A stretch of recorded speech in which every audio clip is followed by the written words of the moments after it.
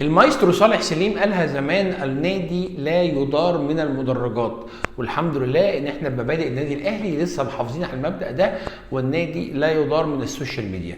في بداية الموسم ده على شهر 10 ولا شهر 9 اللي فات، كان كتير قوي من رواد السوشيال ميديا الاهلاويه، واحنا ما بنشككش في انتماء اي اهلاوي ولكنها رؤى دايما موجوده.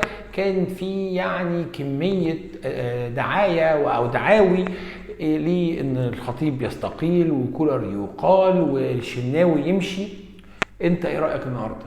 ايه رايك النهارده في مدرب متصدر الدوري بفارق كبير جدا، مدرب خد 2 سوبر على حساب اكبر فرقتين في مصر، واخد الكاس وواصل نصف النهائي في بطولة افريقيا، ومقدم اداءات مقبولة او معقولة في كاس العالم للاندية البطولة اللي فاتت، رغم ان هو كان بيواجه فرق كبيرة جدا. الحمد لله ان احنا عندنا